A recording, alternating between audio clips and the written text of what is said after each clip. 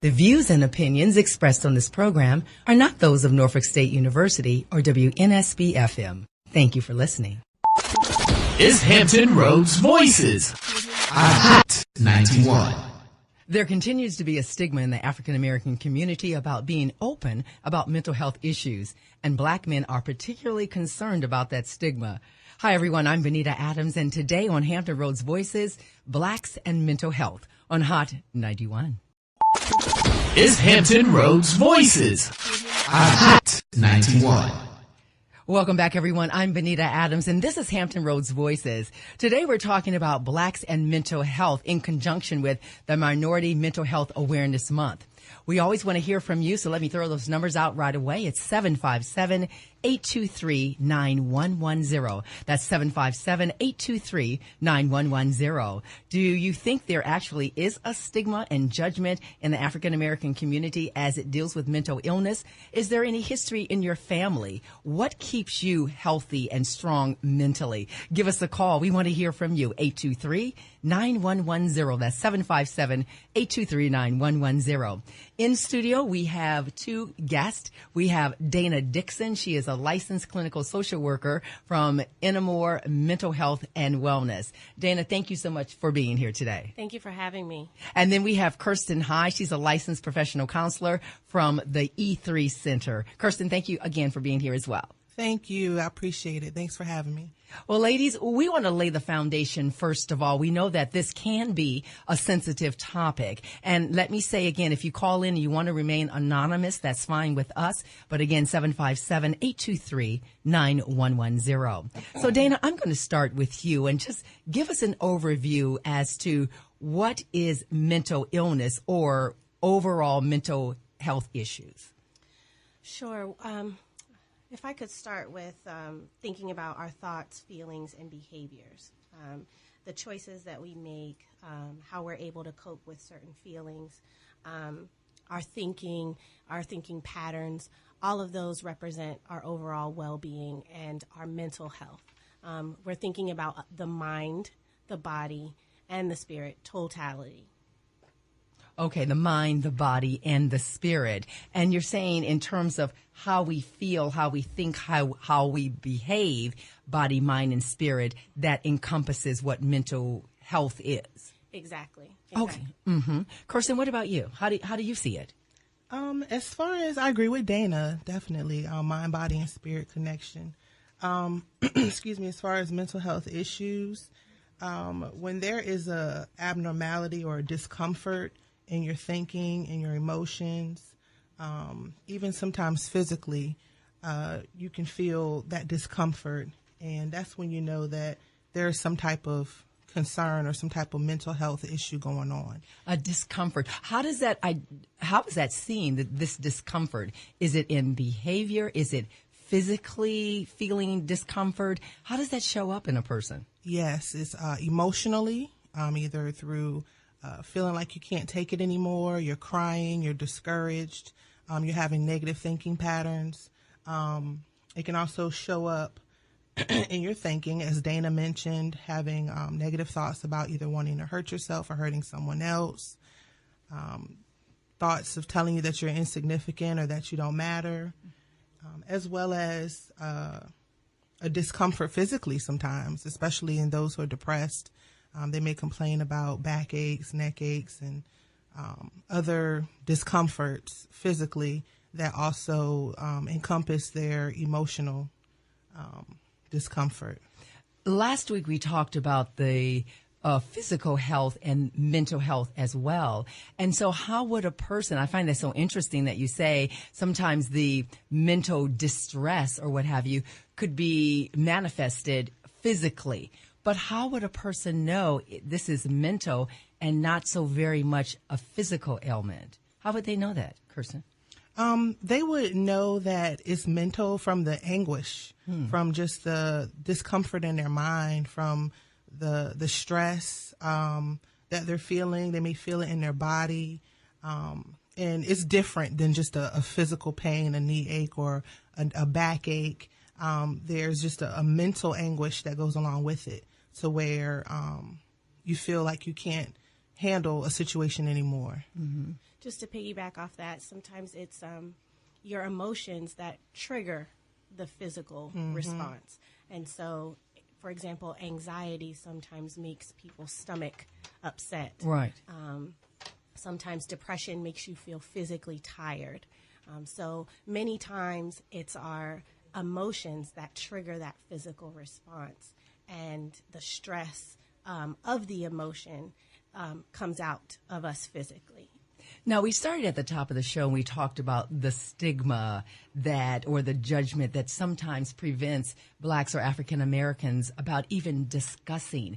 Do you think it's taboo in our community? Perhaps at one time it was, but is it taboo to talk about, or do people feel it's taboo to talk about mental illness? We talk about physical illness. I have this, I have that. But what about the mental aspect? Kirsten, what do you think? I think because there's more awareness now, it's not as taboo, but there's still a stigma attached. Either we feel, I know growing up, that there was this saying where what goes on in our house stays in our house. Right. And so there's a level of people being in your business. Everybody has that crazy aunt or crazy uncle, and I say that with quotations.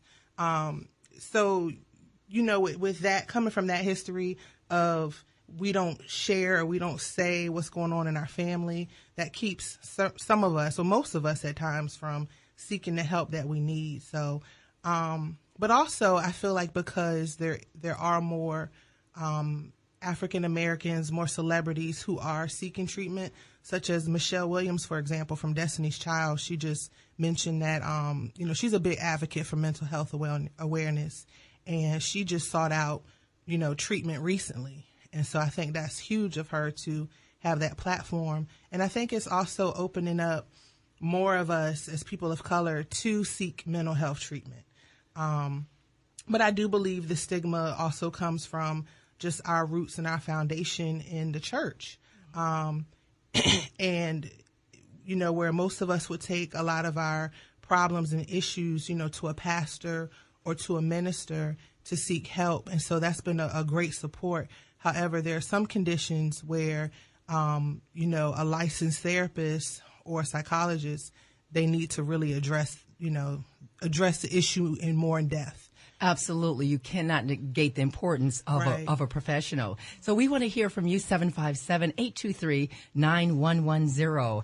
Have you thought about, in terms of there being a taboo in the community, what did you think about when Kirsten said that, what happens in our family stays in our family? Were you raised that way? Do you think that there is a stigma out there, and how do you stay mentally healthy? We're talking about Minority Mental Health Awareness Month, Blacks and Mental Health on Hot 91. Is Hampton Roads Voices on Hot 91.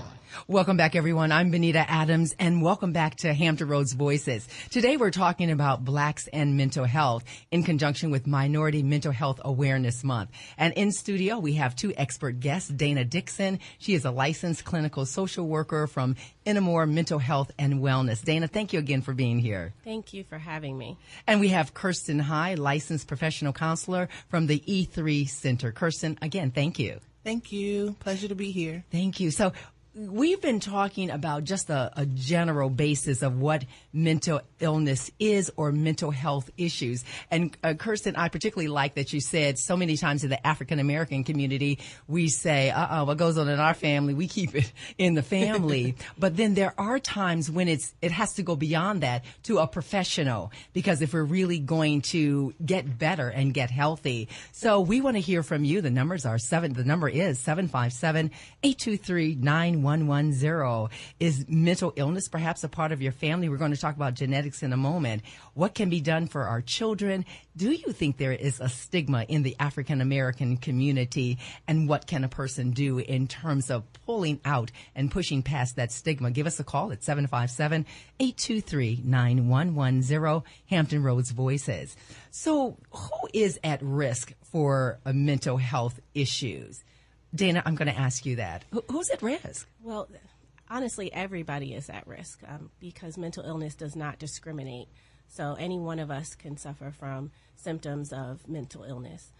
But some groups experience trauma and stress differently than others, or more often than others. So when you think about the homeless population, veterans of war, the African American community, honestly, we are more susceptible to mental illness because of some of the struggles that our community faces. So socioeconomic status comes into play, specifically poverty. Are certain neighborhoods that have more violent crime, because we are more susceptible to police confrontation. So that can cause trauma and stress, and therefore, we suffer the physical and emotional responses to that. Anytime you see something happen on TV, a murder of an unarmed black man, Right. I personally get angry, and sometimes I hold on to that, and I need to talk to somebody about it. I need to vent my frustrations. So those things are all make us more at risk for mental illness or mental stressors. I like that you say that because it's so important. We think, oh, no, it's just everyday life. But as I was preparing for the show, I completely saw what you meant. It says victims of serious violent crime, they are more likely to experience post-traumatic stress disorder, PTSD. And you think, oh, I'm just living my life. But the #living while black can cause some stress. So anyone, you're saying, can be at risk, but especially African Americans because of what we have experienced in our lives. And I think that's important. So we talked about some of those environmental factors. What about the genetic? Kirsten, what about the genetic factors? If my grandmother had a mental disorder, and I want to make sure that we're seeing that it isn't always the big ones, schizophrenia or something huge, and each level is important, but it can be depression. It could be a person could be clinically depressed or mildly depressed. So where do genetics come in? Genetics also plays a big factor in mental illness. More times than not, if your mother or father suffered from some type of disorder, whether it's depression, anxiety disorder, their children will experience that same disorder as well. It's probably, 50% chance that the children will experience that as well.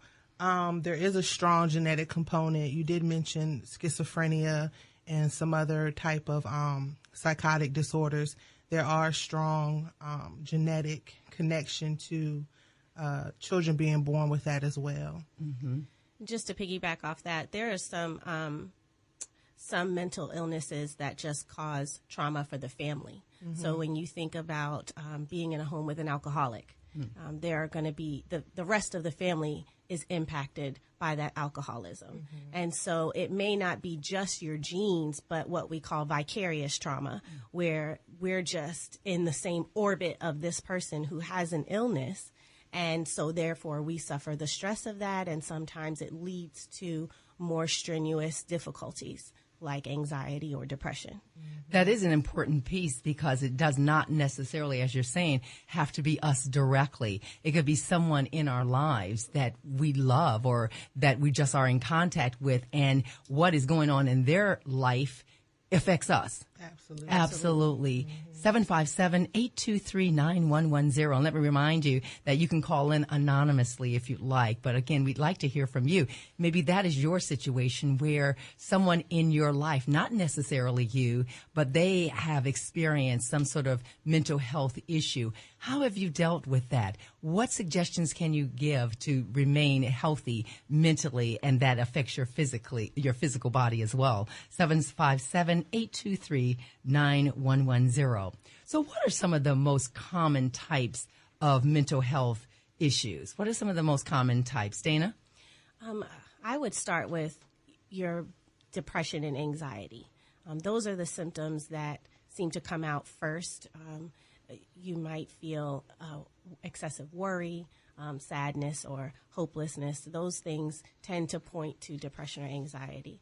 Other common ones that you may not know right off the bat, somebody in your family, but you might have heard of someone, bipolar disorder, schizophrenia. Those are very common, but you still may not actually know someone who has them.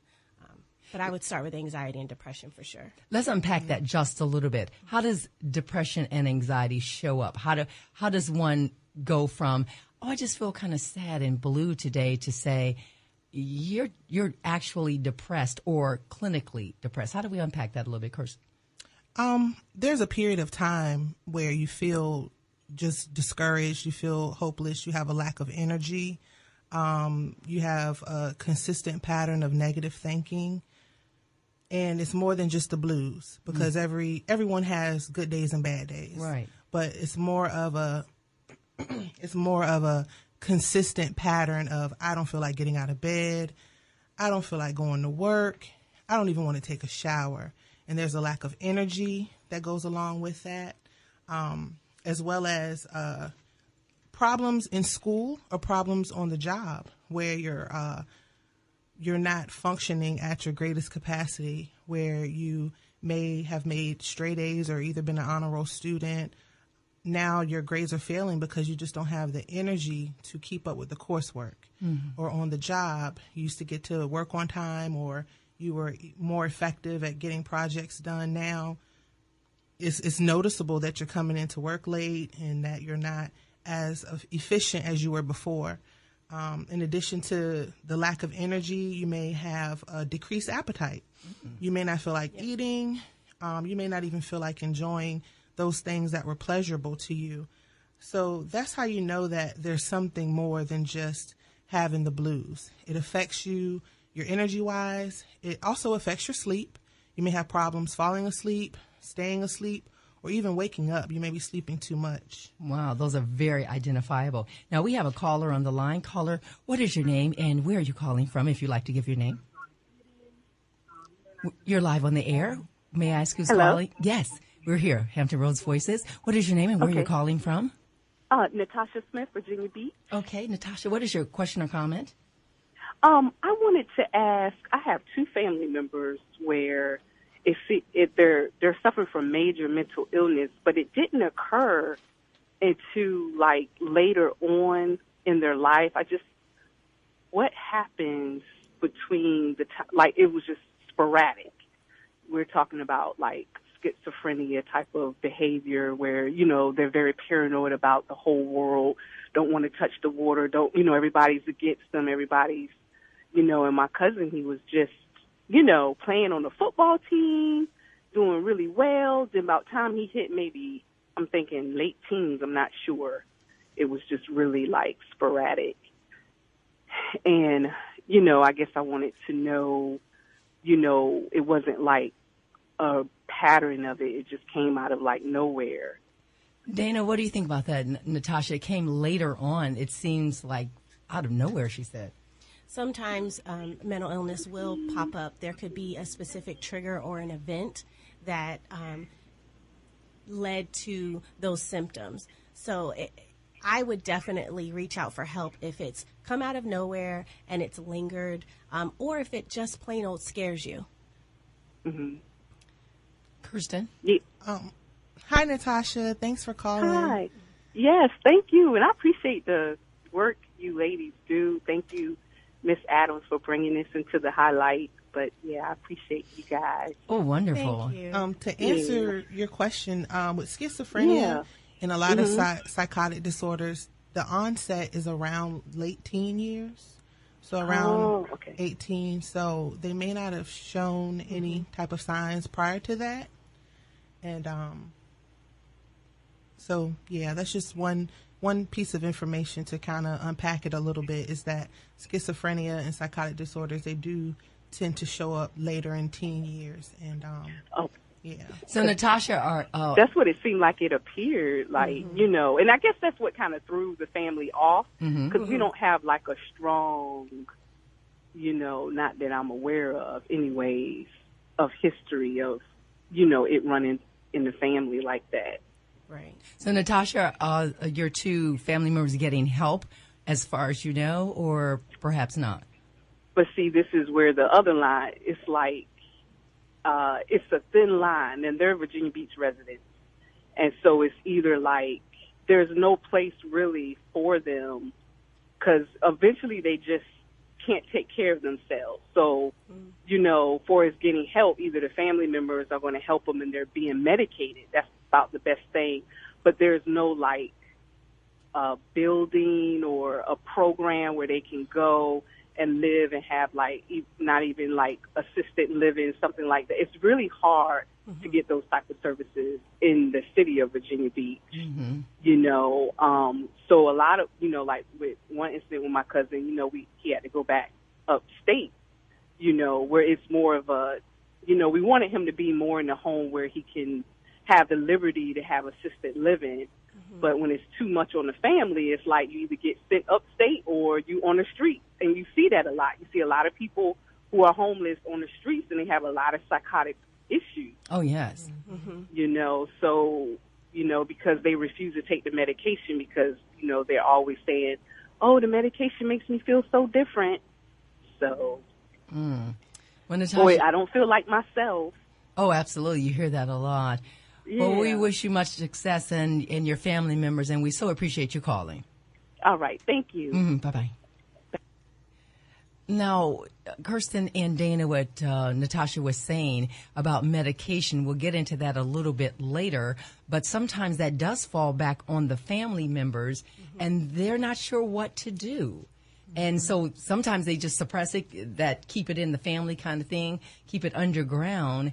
But what would you suggest, again, Kirsten, for someone like what Natasha is saying?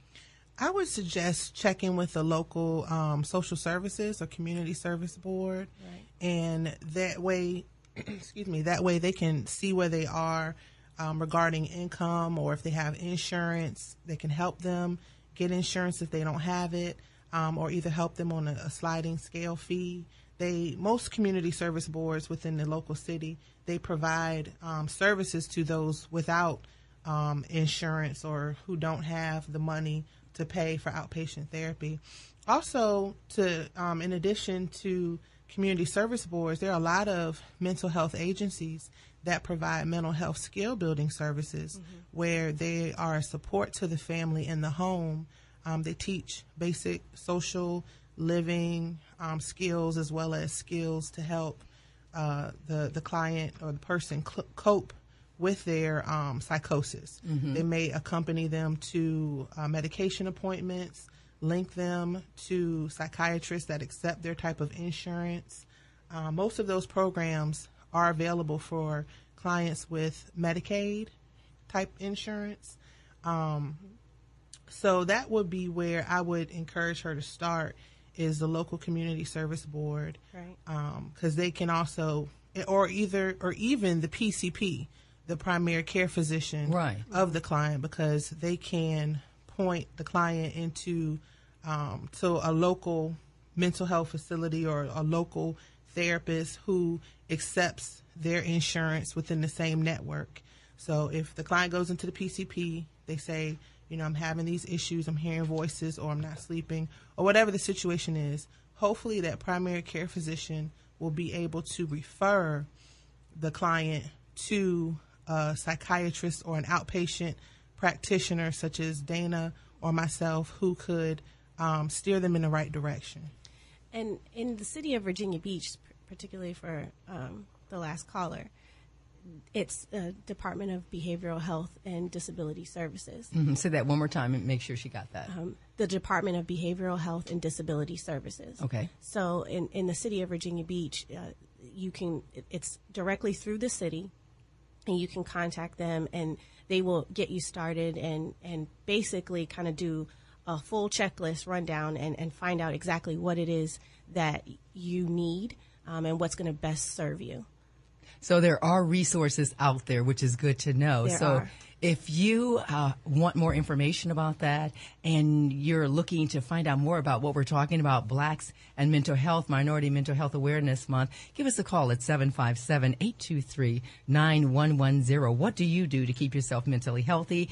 Is there any history in your family? How has it been dealt with? We want to talk about that, and we'll continue after the break. Hampton Roads Voices on Hot 91.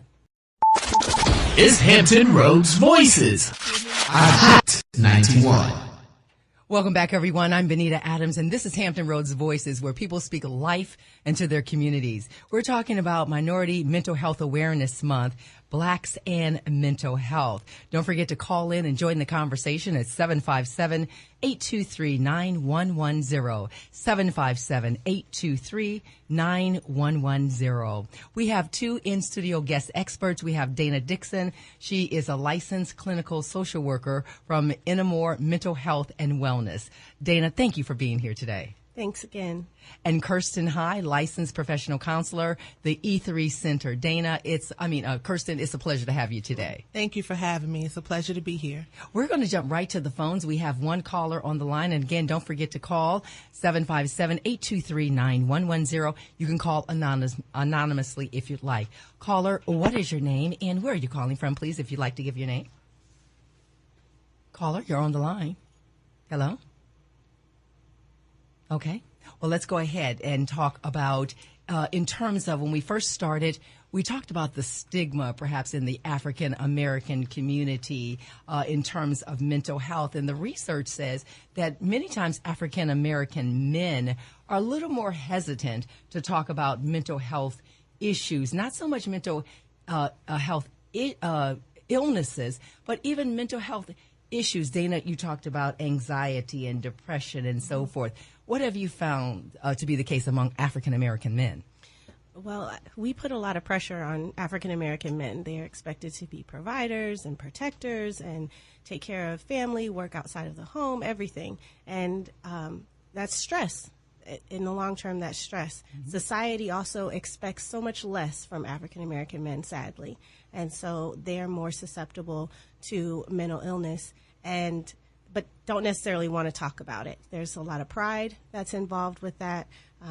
There's fear of judgment, of failure.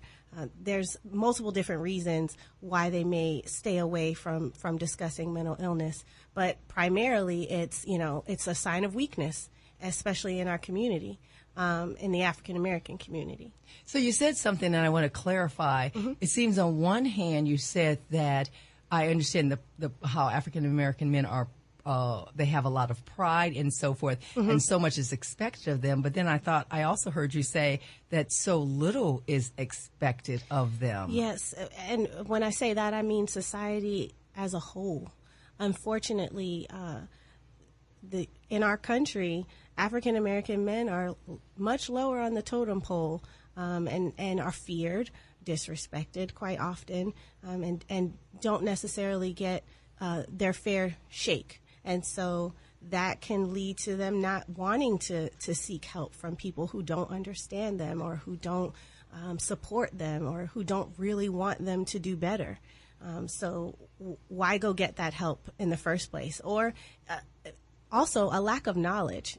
Sometimes it's plain old ignorance in our community that, we use the word crazy really loosely. Mm-hmm. And that doesn't happen to me, or that's not in my family, or I can deal with it. So we don't really recognize it right away, and then we don't seek help. So on the one hand, within our community, we're lifting them up and we want them to do so much better, and we expect so much from them. And then on the other hand, when they go out into their predominantly white places of employment, they don't get the respect that they deserve, so they hide what they're feeling. Does that make sense? That makes much more sense. Let's go to the phones. Caller, you're on the line. May I have your name if you'd like to give it, and where are you calling from? My name is Callie. What was your name again, please? Callie. Callie, and what is your question or comment? You're live on the air. What is your question or comment? Oh, no, I just wanted to tell the ladies to keep doing what they're doing.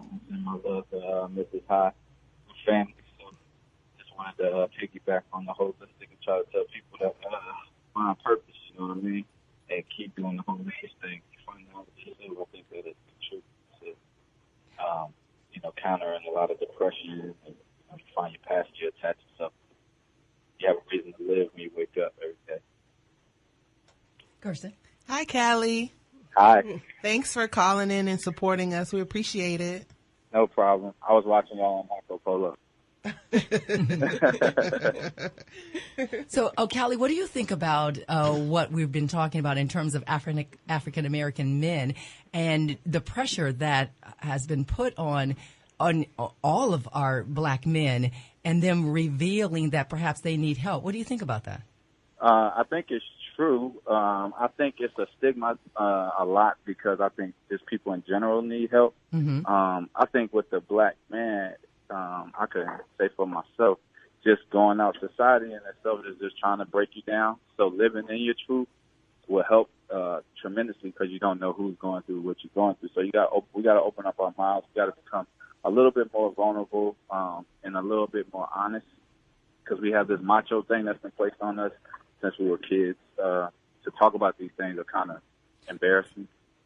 So how would you encourage your brothers to speak out of their truth, out of their pain or distress and say, look, I need some help? How do you encourage your brothers that are listening? Find people you trust. A small group of people like myself. I found my teammates that I went to college with, Mm-hmm. and then I just started going out to schools and just finding people that go through the things that I went through. But I had to find the knowledge itself. I had to want something deeper. And when the young lady spoke about spirituality, I knew it was just something deeper. So when I went on a voyage to find my truth and just who I am as an African American, because that's another thing, man. We live in a society where we don't know our history. A lot of it's been whitewashed. So we've been dumped into America. We lost. You know what I mean? You get to a point, man, when you feel like you hit so many ceilings, Right. and then you go to work every day. Inflation is happening, but the paychecks are not going up. Police could talk to you anyway. Your supervisor could talk to you anyway. And, I mean, the black man is supposed to be, godly. You know what I mean? We're something beautiful, too.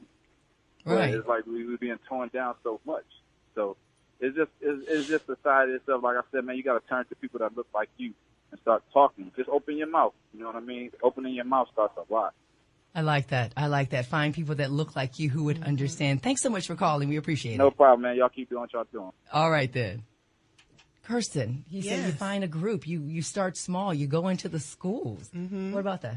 Yeah, I definitely, I'm glad that he mentioned to talk to people who look like you, because I was going to say that a lot of times black men don't reach out for help because they don't see people in the helping profession that look like them. That's right. When you go to social services or some of these other, public assistant places, you see predominantly either black women or Caucasian women who work there. You don't see too many black male therapists. So that's what I would recommend, is find people that you trust, talk to them, and also seek out African American male therapists. There are some great ones here in the area. Mm-hmm.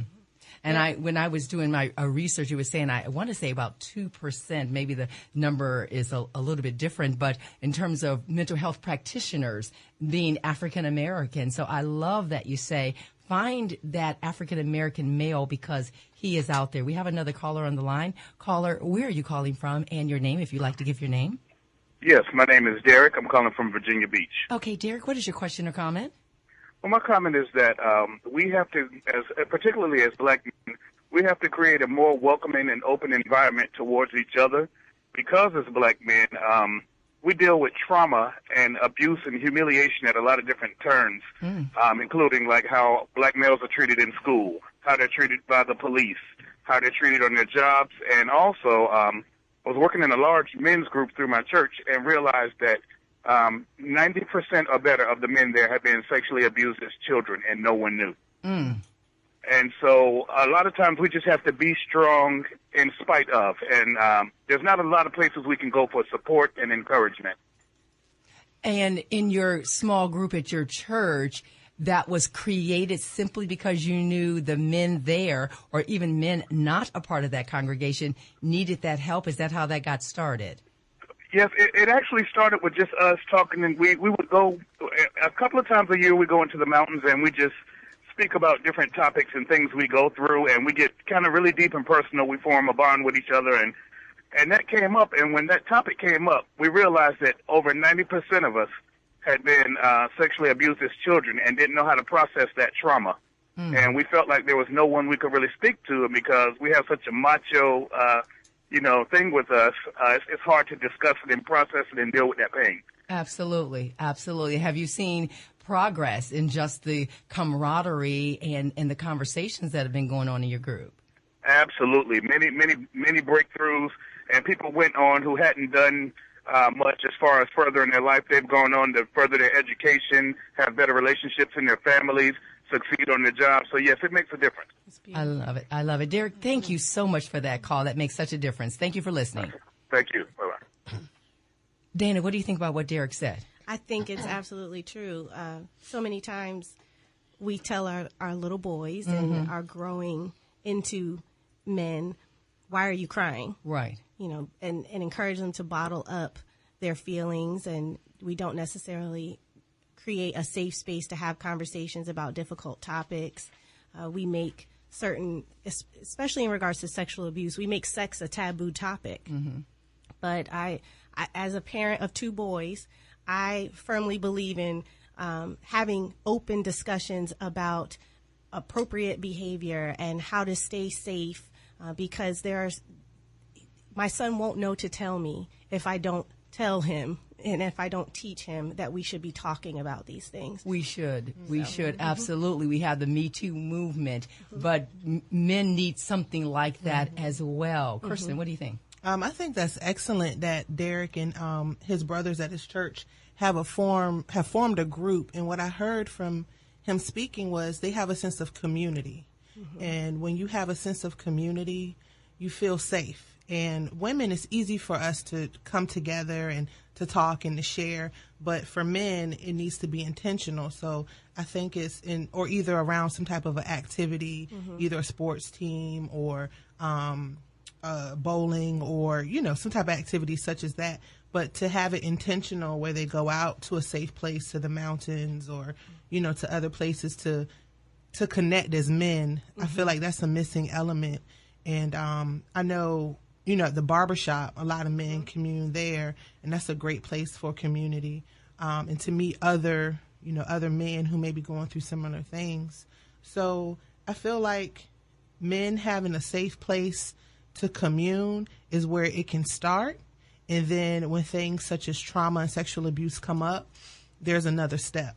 It's like, hey, brother, in my church group, there's this therapist, and he goes to a therapist. So that way, referrals to therapy, if needed, can come from someone who you've shared community with. So you trust them. Right.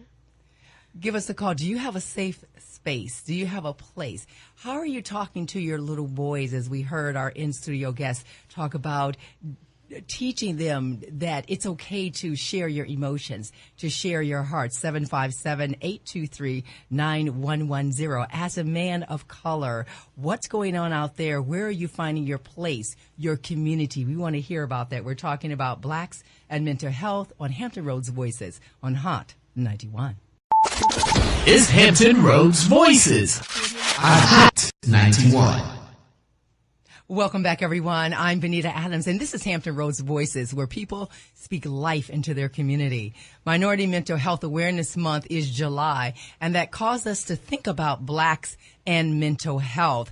We have our in-studio guest, Dana Dixon. She is a licensed clinical social worker, Inamore Mental Health and Wellness, and Kirsten High, licensed professional counselor, the E3 Center.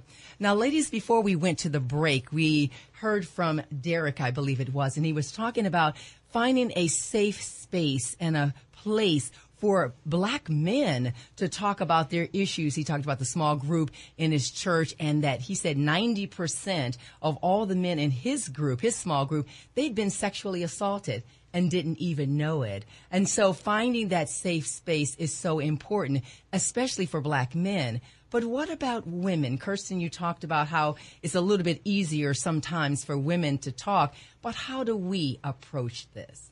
Yeah, it's for women, it's easier for us to come together and share our lives and just do life together. We're natural nurturers, so for us to come together and nurture each other through the listening and talking with each other is easy. For men, it needs to be a little more intentional. Is what I was saying earlier, either through some type of activity or some type of planned group, such as going to the mountains, like Derek mentioned his small group did, or having some type of a barbecue or a cookout for the fellas or something like that. It's very needed. For women, it's not hard for us to do, but it is needed as well. We need that. We need a safe space. A lot of us like to talk. We're natural talkers as women, and some of us listen too, but most of the time we do a lot of talking. So we do need a safe space where we can hear each other's heart as well as share what's going on with us. So we need that also, and we can't do that with everyone. Everyone that we may go to coffee or tea with, or we may go shopping with, is not someone we can necessarily share our heart with. So it's finding the right people in the right group, because so many times why the research says as well, why there's still this stigma of privacy even around mental health issues, is because people feel judged. They say, oh no, it's something that happened 25 years ago. Now you're going to bring that up. And so I can understand that, but finding, you're saying, the right group of people. Where are your people? We call it our tribe, our group that you find as your safe space. 757-823-9110. 757-823-9110. We're talking about mental health. What are you doing to keep yourself healthy, to keep yourself in the same mindset that you'd like to be? So we've talked about men, we've talked about women. We can't forget our kids, because that's so important. Dana, you mentioned your two boys, and you mentioned how you're teaching them. How do we work these principles on our children? Well, first off, we need, again, to open up conversation. Giving our kids a voice is a delicate task. We don't want them to run the show, but we also want to give them an opportunity to talk about how they're feeling, what's bothering them, encourage them to ask questions and share. Many times, temper tantrums or aggressive outbursts or sleeping a lot even, all of those are just signs that something is bothering them. So encouraging them to share and to just say, I feel, and what that feeling is, because, and what's causing it. It's a simple, we call it I feel statements in therapy. Okay. I feel happy because I got an A on my test. Okay. I feel scared because my father is going to be deployed. So getting kids to talk about that, and it's an everyday thing. It can't just be when we see signs. It has to be something that happens, ongoing, sitting around the dinner table, on the car ride to and from school. All of our everyday activities create opportunities for us to talk to our kids. And so once they're used to doing it, they will do it. I joke that my son's a therapy son because he says, I just don't know how to express my anger right now. And so I said he's learned that from me, probably.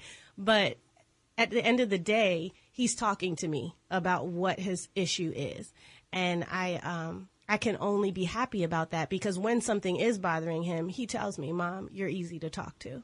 So we have to create that opportunity for our children. That opportunity. I know the adage is it takes a village to raise a child. And that makes me think that not only do you want those I statements and feelings when you're talking to them, but ask their coach, their teacher, their Girl Scout leader, their Boy Scout leader, because they see them a lot as well. Their after school care provider, right, because they will see some things that perhaps you don't see. Kirsten, Right. what do you think? I agree. Excuse me. I agree with what Dana was saying. The conversation starts at home with your children. We have an 8-year-old, and we eat breakfast together when we can. We have a blended home, so when she's with us, we eat breakfast, and we were intentional about eating together at dinner time. And so we've created that safe space where we just talk about whatever is going on. What's going on in school. I think she gets so tired of the counseling because I'm a counselor and my husband's a teacher. So we're very much in tune with just trying to let her know that she can talk with us and that it's okay. We're probably a little corny with what we say and do, and she's looking at us like we have 3 heads, but it starts at home, starting that conversation. I'm really big on her having friends because, like I mentioned, we have a blended family. And so, when she's with us, definitely want her to have friends.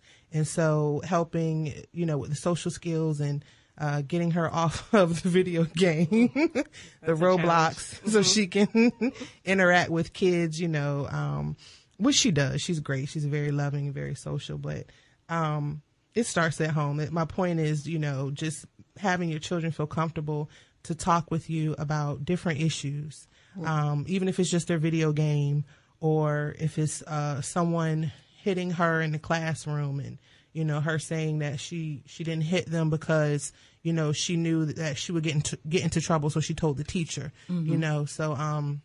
But I can hear parents saying out there, though, that's nice, and you're therapists, both of you, and you know how to talk to your children. But my kid won't even talk to me. Right. I can hear somebody say, look, I'm a single mom or a single dad, or our blended family doesn't work nearly as nicely as yours does, and he won't even talk to me. So where do I go now? What do I do? Benita, you're right, though. Coaches... and if your child plays sports or they belong to clubs, they have a close teacher or a family friend, someone in the neighborhood.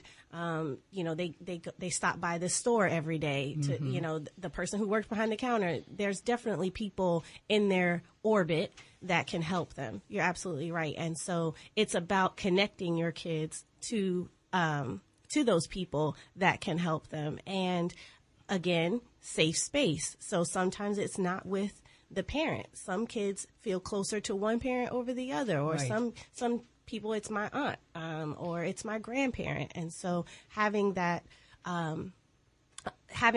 village, as you talked about, is important to get your child to open up and using the things that they're interested in and using their strengths. So if your child is really into basketball, again, I'll use my son, I use myself as an example a lot.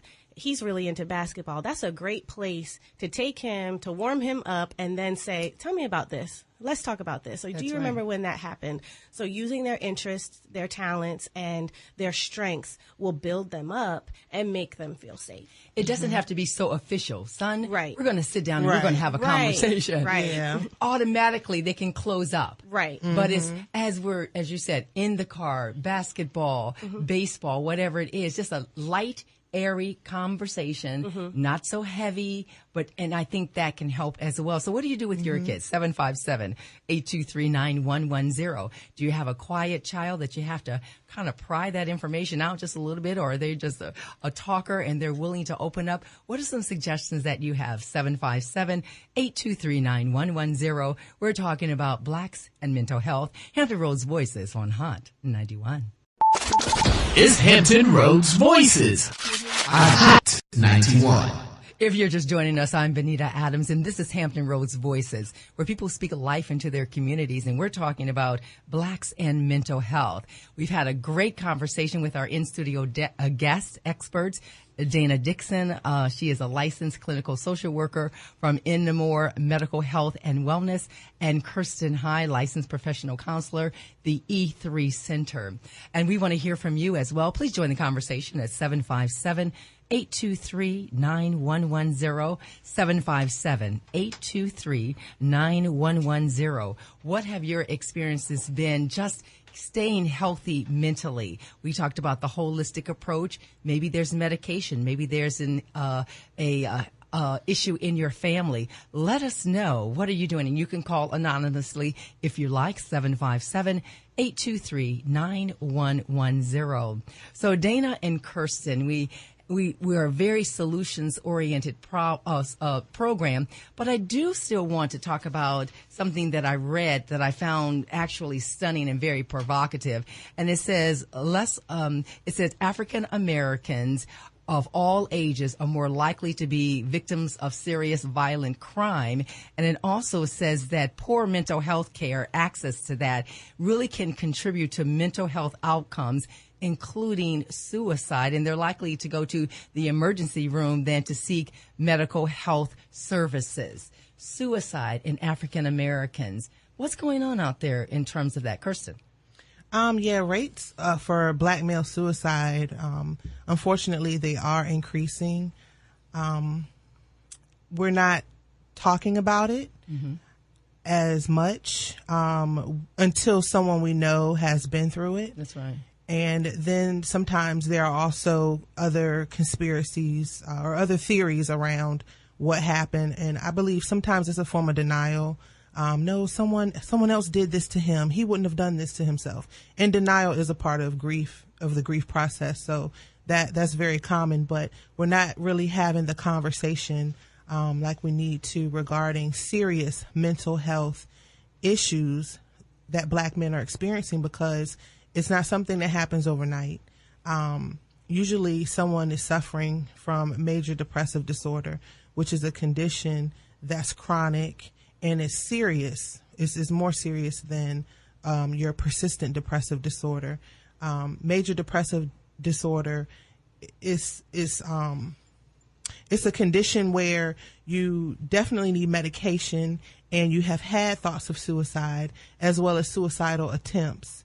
And so because we're not talking about it as much amongst Black men in the community, they're not getting the help that they need to address the major depression because of some of the conditions we talked about before, either the pride or the lack of knowledge of where to seek help. So it's increasing, unfortunately, but there is help. And I know we'll get into the solutions later. Definitely. Let's go to the phones. Caller, you're on the line. Would you like to give your name and where you're calling from, please? Hello? You're live on the air. May I have your name if you'd like to give it and where you're calling from?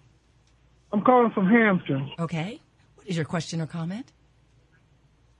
I just got a comment about the program. I'm a pastor, and I'm developing mental health prevention in my local church, in the community. Just want to talk about the spiritual side of it. Okay, go ahead. Is this just a group for men or women or both? Sir? It's for primarily for young people and the adults, but I'm starting with the kids because there's a lack of awareness of the youth that go to the public schools and the relationship to the church. Okay.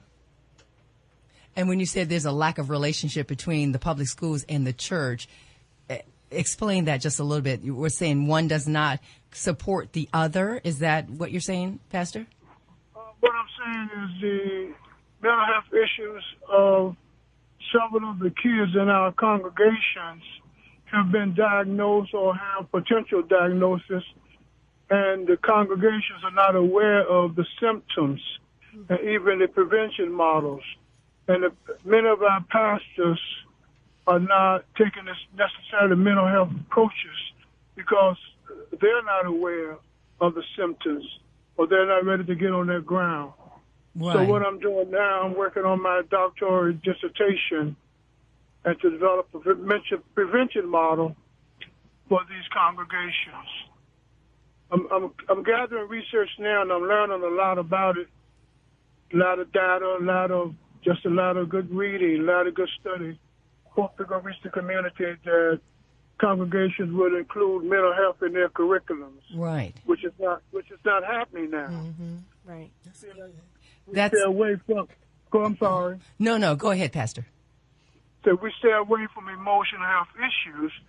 I think that we assume, and it's a good assumption, that the Holy Spirit will fight our battles, and He will. But at the same time, we are called to fight all fights, and mental health right now is a serious fight in the world, in the community, and in our homes and families. Absolutely. And individual lives. Making that connection there, that all of it, we need all of it. Pastor, thank you so much for calling. Thank you. Okay. We have another caller on the line. Where are you calling from? And if you'd like to give your name, you're live on the air. Hello? Caller, are you there? All right. We're talking about blacks and mental health. Now, Dana, what did you think of what the pastor said? That it really is the combination of all of those things. It used to be reading, writing, and arithmetic, but we know it has to be the mental health piece as well. Absolutely. He's on target because the faith background, again, it's whether or not you have it, but it's a tool. Mm-hmm. In the whole person. We refer to that as the whole person. And so we need to be addressing education. We need to address prevention. We need to address the spiritual side. We need to address mental health. We need to address physical health. The whole person needs help in order to treat what's going on. It can't just be the symptoms. So many times we think we could put a Band-Aid on something and that's going to fix it. No, the Band-Aid just covers the problem. It doesn't necessarily heal the problem. And with mental health, oftentimes, if you think about it like a physical illness, if you're a diabetic, you have to make lifestyle changes. That's right. You have to change the way you eat. You have to exercise. So it's a whole lifestyle change. Mental health is the same way. If you're suffering from a chronic illness, as Kirsten said, like major depressive disorder, it's a lifestyle change.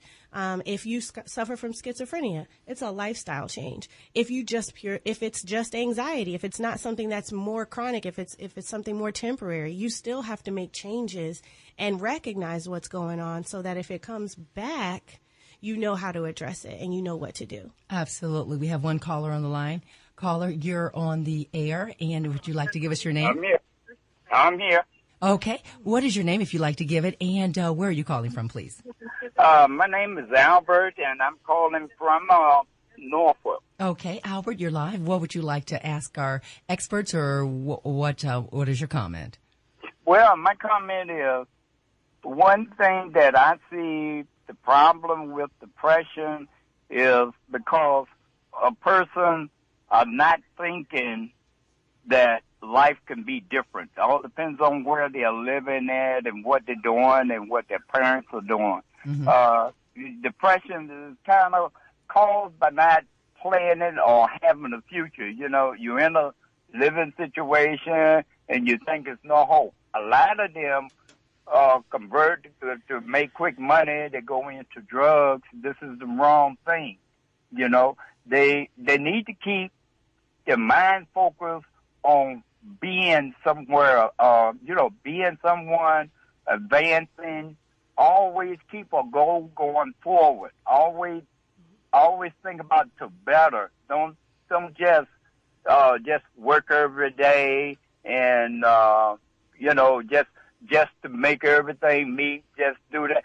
Keep trying. Go forward. Just because you make good money don't mean that hey, I don't have to do anything else. Right. You stay busy. You keep your mind focused on going forward, getting better. You can be rich and you still focus on being better, helping and doing things. I've been up and I've been into the money and I came down and I'm on my way back up. And I saw all of this stuff in between as to what I was doing. Medication don't take care of everything. The person has to start with them. Mm-hmm. If they want to better themselves, if they want to better where they're living, if they want the better things for their kids, stay focused forward. I'm always think of doing better. Thanks so much, Albert. We appreciate your call. Okay. Well, bye. Bye-bye. Kirsten, you Yes, have to do it all. It's not just one piece. Mm-hmm. That's what Albert is saying. Oh, yeah. I love Albert's energy. Thank you, Albert. It was good with him saying having a goal and moving forward, because a lot of times with depression, you feel stuck. Mm-hmm. You don't see a future. And there are a lot of celebrities and millionaires who will tell you once they've attained it, they're still discouraged. They're still sad. You know, the money, the notoriety didn't bring them peace, or they weren't happy. And a lot of them sometimes, unfortunately, are depressed. But what I took from what Albert was saying, it makes me think of cognitive behavioral therapy, which is a treatment model that helps someone who feels stuck, who feels hopeless, to improve the way they think about their situation. So instead of them feeling life is worthless, we're teaching them how to see that life can be better, or I can have a future. And from changing the way we think, you feel better because your thoughts are no longer negative. They're more positive. So you feel better. And with feeling better, you may have more energy to do something different. And so that was a good point that he made, just about having a goal and thinking forward. So that's right. And you said do something different. Do something different. So what are you doing differently? How have you changed maybe your environment, your diet, your health, your sleep, something that really keeps you mentally healthy? Give us a call at 757-823-9110, 757-823-9110. Hot 91. Is Hampton Roads Voices. Hot 91. Welcome back, everyone. We have Dana Dixon in our studio today and Kirsten High. And let's go straight to the phones. Caller, may we have your name if you'd like to give it, and where are you calling from, please? Hi, my name is Victoria Blow, and I'm calling from Hampton, Virginia. Mm-hmm. What is your question or comment, Victoria? Well, I had a two-part comment. So my comment was really directed to kind of talking about mental health in the Black community, but also what you all asked about what you do to keep yourself like cool, calm, and collected. Absolutely. And me, I battle with anxiety. Mm-hmm. So since I was in ninth grade, I pretty much had dealt with it. And what I've learned is that I build my life around whatever is going on per semester. I'm a college student. I go to Hampton University, so it's a little bit different for me in comparison to someone who's actually working. But I don't answer the phone sometimes. If I'm off work, I'm off work. And I also keep a support system around me, and I just do things that keep my mind in a certain space. If I feel like I'm thinking too much or I'm going too far, then I just have to stop it. So that's just a little tip for people who deal with anxiety or have a lot on their mind. And I just feel like a lot of Black women deal with things like that. And I think a lot of that stems from history and how we have to deal with the world and then pressures, and then especially if you're in college and you're trying to get a job or internship, it's just completely different now, and people deal with some stuff that you would just not believe. Absolutely. So, Victoria, I don't mean to cut you short. We have a couple of more callers before we end, but thank you, especially about the support system. Thank you again for calling. Caller, we ask where you're calling from and give your name, please. You're live on the air. Hey, my name is Brad. I'm calling from Virginia Beach, Virginia. How are you ladies doing this evening? We're doing great, Brad. What's your question or comment for our experts? My comment would be first in reference to Brother Albert, who just recently called. Me and Brother Albert also travel in small circles, so it was good to hear his voice on the radio speaking such positive information. I just want to say, Brother Albert, I can see your light from here, brother. And secondly, I wanted to make a suggestion to everybody that's listening. One of the things that I found helped me to get through a long-term depression were my dogs. I had two dogs, Lady and Delgado, and what I wanted to do naturally was lock up in my house and not really be bothered. I had found that I had stopped answering calls and stopped accepting invites to functions and things of that nature. But my dogs required to be walked. And so the dogs kept me on a routine that helped to keep consistency while I was mentally losing track of myself. Oh, my. And so I did not realize how much they saved me, even though I saved them from bad situations to put them in better homes. I had went through a nasty divorce and pretty much lost everything except for the dogs, of course. Kind of the way the men end up. But the dogs really saved me in the long run because they kept me going when even I wanted to quit. When you wanted to quit. Wow. Wow. You know, so I don't advocate for anybody to run out and get a dog just cause. But I definitely would say that if you are in a situation where a dog is close or in your home, you know, take that time to walk that dog and just have the peace of reflection, because one of the things that's easy to do with us as humans is to give our everything to somebody else. Absolutely. And there's nothing selfish about putting yourself first. Oh, that's absolutely. Brad, we thank you so much for calling. Thank you for the call. We have one other caller on the line. May we ask your name and where are you calling from, please? You're live. Hi, my name is Renee. I'm calling from Suffolk. Mm-hmm. I just appreciate this commentary that you're having today. So many of us have family members. In fact, I have a twin sister who has suffered traumatic loss from a serious divorce to all of a sudden loss of job. And now, after all of those losses, we noticed schizophrenia behavior.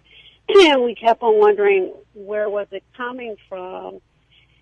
And on top of that, her being diabetic. And I just appreciate the message today because as a family, we're lost for what do we do, particularly when you're dealing with someone who doesn't realize that they've got a problem, but you're hearing all these consistent habits that they're having.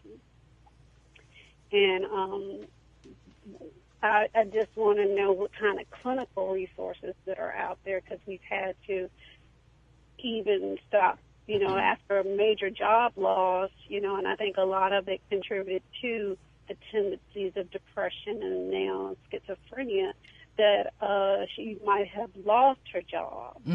I understand that. Well, we're going to go ahead and let our guest experts answer that question. Renee, thank you so much for your call. Mm-hmm. Dana, briefly, what do you think about what Renee has just said? She's asking about clinical resources and services out there. Your licensed professionals, licensed clinical social workers, licensed professional counselors, licensed psychologists, they are going to be able to provide those services, whether they're inpatient, meaning a hospital setting, or outpatient services. You go once a week, once every other week, so on and so forth. If it's an emergency, I cannot stress, if it's an emergency, dialing 911 or going to your emergency room. Do not wait for an appointment that could take 2 weeks, 3 weeks, a month sometimes, if you really need help right away. What about the person that has no health insurance? Is there a place for that person? There's your local community services board, as Kirsten mentioned earlier. In the state of Virginia, every locality has a community services board. Your local Department of Social Services can help you reach out to some of these agencies. There are also a lot of private providers that accept sliding scales. So there's agencies right here in Hampton Roads that will take a look at your income and try to give you a fee that is based on that and make it more affordable to you. That is really important information because there could be someone who is not able to pay a large amount, but they still need the help. And especially when you said, if it is an emergency, don't wait 2 weeks for an appointment. So we've been talking about blacks and mental health in conjunction with Minority Mental Health Awareness Month. Our guests have been Dana Dixon, a licensed clinical social worker from Enmore Mental Health and Wellness, and Kirsten High, licensed professional counselors, the 3E Center, a licensed professional counselor from the 3E Center. Now, Dana, how can they find you? I can be reached. You can find my profile on Psychology Today. I primarily use that for patients and clients to access me. You can also email me, Dana Dixon. That's DANADIXON at enamorementalhealth.com, and that's spelled ENAMOURMENTALHEALTH.com. Dana Dixon at enamorementalhealth.com. Absolutely. Thank you so much for being a guest today. Thank you for having me. And Kirsten, how can they find you? You can reach me at area code 757-726-7886. Also on www.psychologytoday.com. And if you just Google Black Therapist in Norfolk or Black Therapist in Hampton, whatever your city is, it'll bring you to the Psychology Today profile. Scroll and you'll find me up there. And Benita, Therapy for Black Girls is a great resource. to find African American therapists in your area. So it's all over the country, wherever you are. Therapyforblackgirls.com is a great place to access those resources. And again, Googling African American therapists, African American male therapists will help you find those as well. I love what we've talked about today because we all get to a place where we need some help, and that's why we've talked about blacks and mental health. So if you're stuck, get some help. If it's an emergency, make sure you reach out for help, because it does take a village not only to raise a child, it takes a village just to live. If you want to contact me, it is bkadams@nsu.edu. This has been Hampton Roads Voices, where people speak life into their communities on Hot 91. Thank you for listening. Is Hampton Roads Voices on Hot 91. The views and opinions expressed on this program are not those of Norfolk State University or WNSB FM. Thank you for listening.